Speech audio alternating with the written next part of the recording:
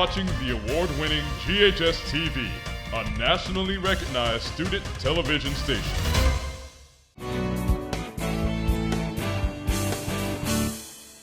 So good afternoon. Thank you all for being here. We are excited to be on day 21 of the school year with an increase in attendance from year to year. This time last year and this year we are up. 93% is where we are. We've been hovering around 95% in terms of an average. We are also proud to be up about 1,200 students, 1,279 if my math stands correct, in terms of where we were on day 21 last year enrollment and where we are today. In terms of our projected numbers, we are still about 1,600 students away from the 111,000 and a little bit more of what we projected to be here. And so a few things contribute to that. But on the other side of Labor Day, we are hoping that more of our families, our students, start to show up this week. We're also proud that we have about a 23.5% chronic absenteeism rate as compared to 32% last year. Now, we don't want anyone to be absent, but when we think about the work that we're doing, the only way to know if it's effective or not is just to take a look at year-to-year comparisons. So we are down right now in chronic absenteeism. Our truancy rate last year was 2% on this day last year. It's 1.9% today, and so every little bit counts. So we are down in the areas that we need to be down. We are up in the areas that we need to be up.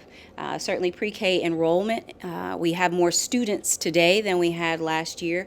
Our projections, we're still striving to meet more of those needs as we think about what our students and families are looking for, or at least our families in our pre-K world, between early and after school childcare. And so thinking about how we can better serve our pre-K families as we know and understand the significance of pre-K. The earlier we can get a student in, 3 years age or younger, certainly, the more prepared they are for kindergarten, and then certainly the more prepared they are, and the higher the likelihood we are of keeping them at high transitional phases throughout their educational experience.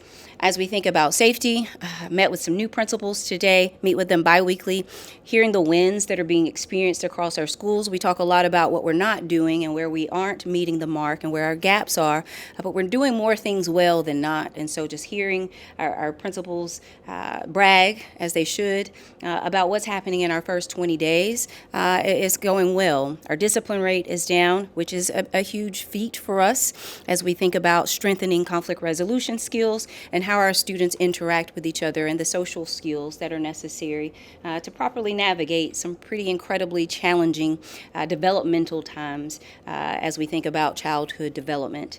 As we think about personnel and staffing, we are down in terms of our overall vacancies. We'll start to do some reconciliation, looking at it across the district, thinking about our true vacancies. There are some vacancies that exist because of the projected number of students that we were expecting to receive, and so if we fall short of that, then we obviously would not need as many of the positions that we have. And so we're still hovering around 200 plus vacancies, but again, several of those, about 80 of those are special education, exceptional education.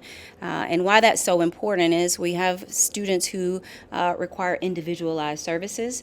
That means they're not receiving them right now the way that they should to the degree possible. And the only way that we can provide those services is through a certified teacher. And so we're not able to place an alternative teacher in there or anyone that's seeking and aspiring to become a teacher. And so taking some sharper looks in those areas is important as well.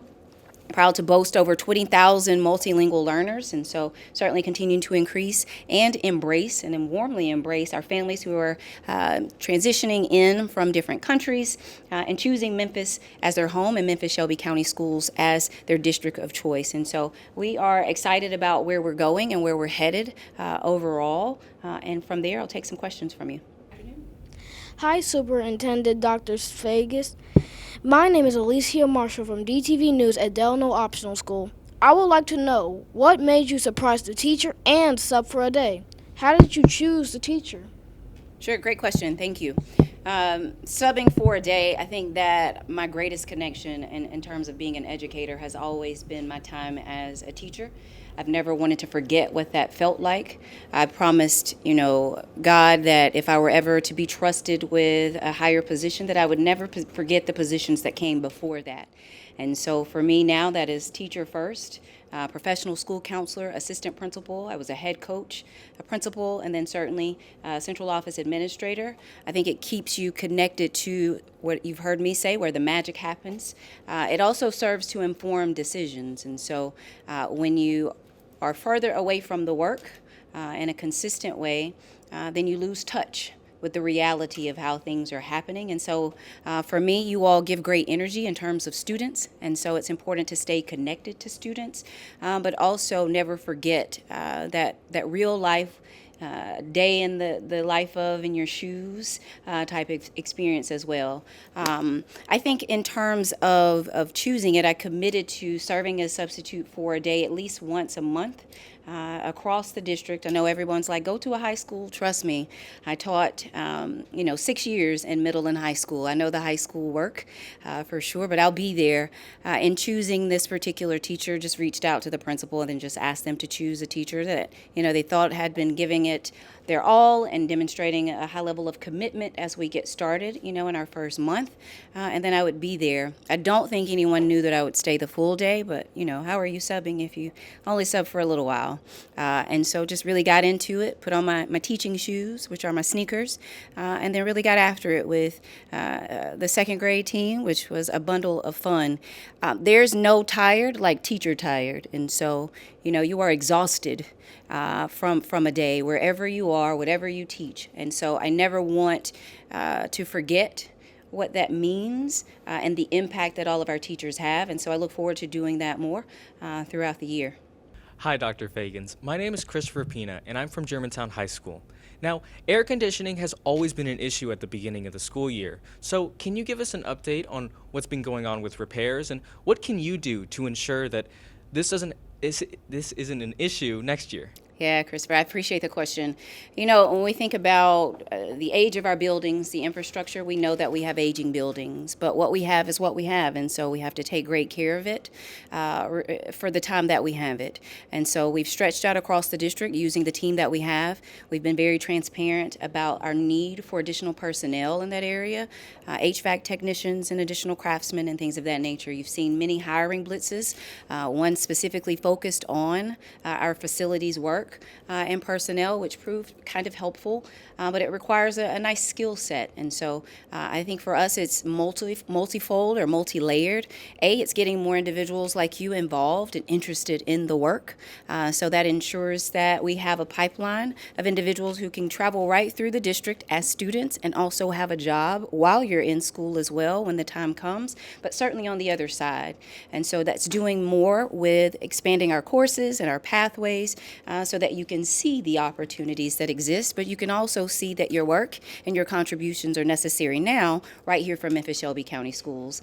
Certainly we continue to do our recruitment efforts to attract highly qualified individuals to do this work, but more importantly for the community as we begin to roll into our conversations with the board about our capital facilities plan, our master plan. How will we look at 100 plus buildings, 200 spaces, if you will, across the district, making some critical decisions about the way forward, placing our deepest investments in spaces so that we can sustain, right? So certainly we can build new schools, we can fix the HVAC today and it'll break tomorrow, but sustaining it, meaning we do a cadence of maintenance check-ins more consistently so that we're not waiting so long in between time to see what's happening in our spaces. If I could fix it all, I would have fixed it certainly before August the 5th.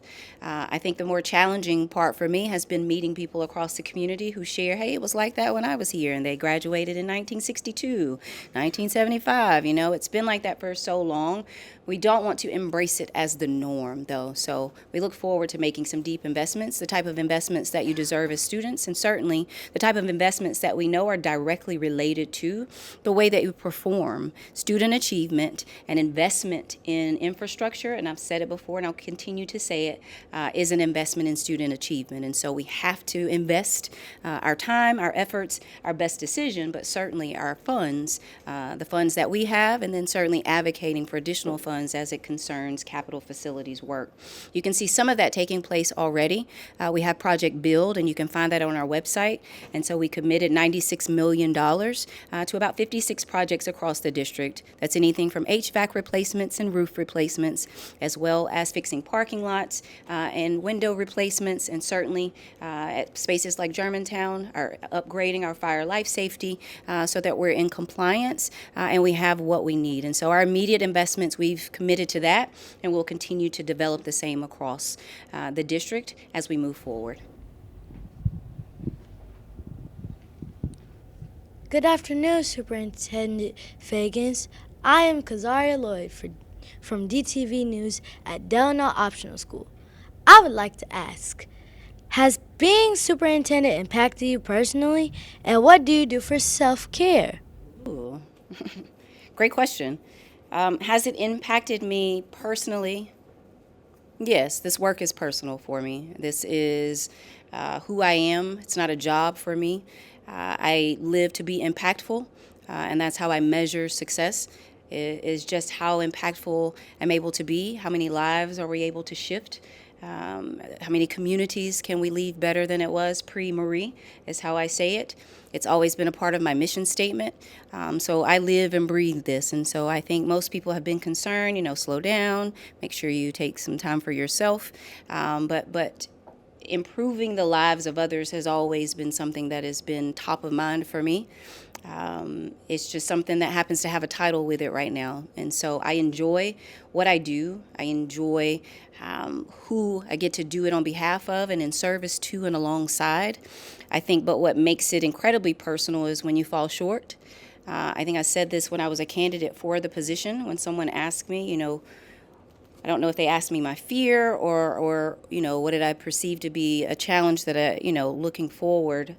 But I did share that, when I get it wrong, those things matter because you're impacting, in our case, more than 110,000 immediate lives and then the lives of every person connected to you. That's no small, amount, and that's not something that I take lightly. But to be trusted with the privilege to do this, the magnitude of the work in this way, is not something that I consider light either. And so this type of pressure is a privilege for me. I will be here as long as I'm impactful, and when I'm not, that means that time has expired. And so I think in terms of self-care, I live a little bit on the wild side, so I like to be in the air, take trips, see the world. I think that exposure is key. When you meet people who don't think, speak, and look like you start to sharpen and expand your thought process. It also humbles you in terms of what you think could be your problem. You see someone else, and then you embrace your problems. It also keeps me connected to those who I wouldn't naturally meet, so I like to travel. I also enjoy sports. So it's football season now, so Saturdays I don't bother anybody. I am in tune and connected with sports. I also enjoy reading and working out. And those things are the things that light me up with family and friends. I'm pretty simple, if you will, believe it or not. Hi, Dr. Feagins. I'm Jamila Boykin from Germantown High School. Last week, the now defunct Whitehaven Empowerment Zone was in the news because the local Representative Mark White suggested that it could be reconstructed. What does that mean for MSCS? Sure, thank you for the question. I think when we think about opportunities for autonomy and innovation, that's one thing. But I would never embrace or support anything that destabilizes the district or causes the type of separation, where we are just moving schools, outside of what we know to be Memphis-Shelby County Schools. But when great leaders reach out and, they want to have a conversation about flexibility, I think you honor the conversation. And so I want to just be clear that we're emphasizing here that what I'm open to as superintendent is what autonomy, flexibility, and innovation could look like with Whitehaven High School, Dr. Hunter as principal, and then certainly what he has referenced as what was the Whitehaven Empowerment Zone. Want to learn a little bit more about that, and if not that in itself, what is the desire from the community? led by Dr. Hunter. And so, still very early on, but I'm never closed-minded, right? I think that certainly we won't get anything new by doing the same things. And then the opportunity for leaders to just share their ideas is always something that I want to embrace. And so looking forward to having that conversation. I think next week sometimes I think that the community has reached out. And so always open to listen, and then we can explore and go from there.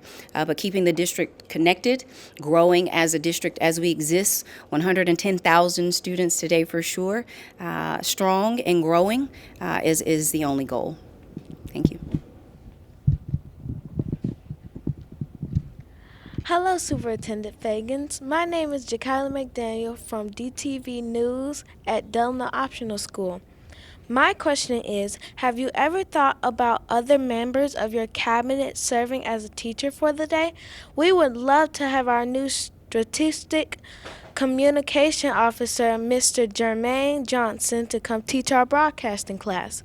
Would you consider this for a media programs like ours? Absolutely. And so actually that's one of the expectations for our senior leadership team.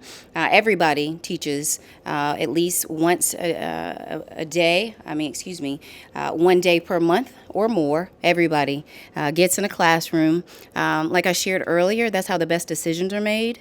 So you serve to strengthen his decision making for his team and certainly contribute to the overarching decisions that are made for the district. So every senior leader, and some of them have gotten out there, some of them skipped their month, and so we did have that conversation about the expectation, and so you'll see more of that happening across the district. Also encouraged more of our just central office team to do the same, and more people have reached out and shared they want to do it. They want to go with me, but what I shared with them is go on your own, right? Go see what's happening in our schools. Go see what's happening with our students.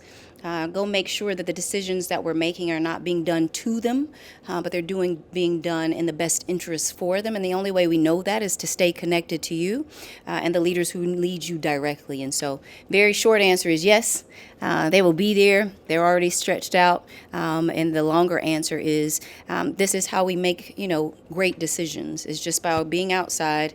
Certainly nothing can happen in these four walls. And certainly where the magic is happening is where you are. So they will be there. Good evening, Dr. Feagins. My name is Kendall Stewart from Germantown High School. During your presentation to the Board of Enrollment, you mentioned that 1,100 more pre-K students attended school this year. What can be attributed to this? Yeah, so we are still down in terms of our projected numbers for pre-K, but year to year is what I've been giving. So where we were last year as compared to this year are those numbers that you're referring to, and so we are up. In terms of the day-to-day. I think what some of our families have shared as I've asked the team is the preparation. So we did some Ready Day 1 sessions. We really stretched out with some hubs, connected with our families to support with registration and enrollment. And then certainly we've just been hammering on the ground, doing that real old school work of just meeting with the people and meeting them where they are. Just waiting on some additional feedback to see what else has worked so that we can continue the same as we continue to think about how we increase and really get over the hump where we want to be in terms of enrollment, because we know that the more students that begin their educational journey in pre-K, the better they perform in kindergarten, certainly the better you perform in third grade, sixth grade, and all of the transitional time periods in your career or in your educational experience. And then that serves us better performance-wise and certainly keeping you connected as a member of the Memphis-Shelby County Schools family. And so while we are up as it concerns last year in comparison, we are down in terms of our projections. And what we've learned in terms of me reviewing the data a little bit more is that our families want more early or before and after school opportunities. And so in some of our spaces, we're not currently offering those programs. And so they leave and they go to a place where they offer them. And so that's a great opportunity for us, is to think about how we stand up more early and after school programs. Thank you. All right, we want to thank Delano There we go. We want to thank Delano Elementary School and Germantown High School for coming out. It's rare that we get two schools together, but this was fun. Our superintendent gets to address some of our younger students and then some of our students who may be on their way to college or the service to do different things. So I hope you guys enjoyed it. This is definitely here at the district our favorite day of the week when we get our students in, get you out of the classrooms and into our boardroom to ask your questions. But you guys did an excellent job. We want to thank Superintendent Feagins for her time, and let's do it again next week.